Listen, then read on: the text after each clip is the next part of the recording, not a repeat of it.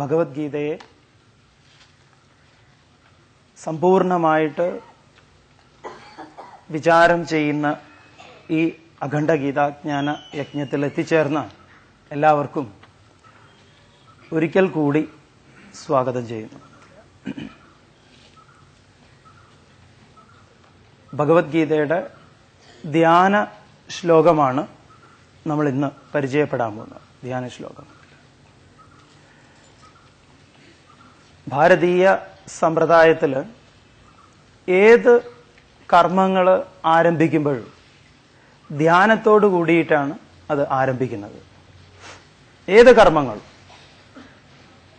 പണ്ട് കാലങ്ങളിൽ, ഇന്നും ഗ്രാമങ്ങളിൽ കർഷകൻ തന്റെ തൂമ്പയെടുത്ത് ഭൂമിയിലേക്ക് ആഴ്ന്ന് ഇറക്കുമ്പോൾ അദ്ദേഹം ഒരു ധ്യാനാവസ്ഥിത മനസ്സോടു കൂടിയിട്ടാണ് തന്റെ ആ കാർഷിക പ്രവൃത്തിയിൽ ഏർപ്പെടുന്നത് എന്ന് പറയാം. തൻ്റെതായിട്ടുള്ള ഒരു ധ്യാനമുണ്ട്. താൻ ഇന്നതാണ് ചെയ്യാൻ പോകുന്നത്. അതാണ്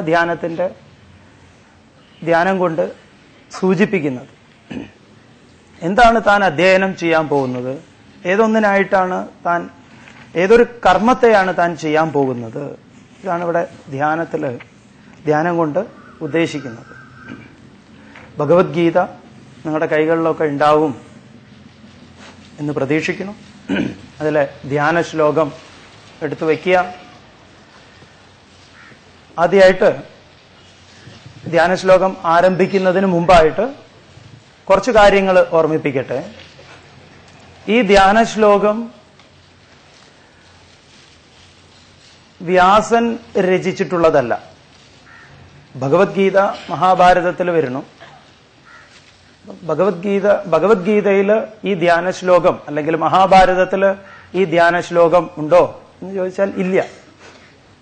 മധുസൂദന സരസ്വതി എന്ന ഒരു മഹാത്മാവാണ് തന്റെ ഭാഷ്യത്തില്, ഗീതാഭാഷ്യത്തില് ഇങ്ങനെ ഒരു ധ്യാന ശ്ലോകത്തെ രചിച്ചു കാണുന്നത്.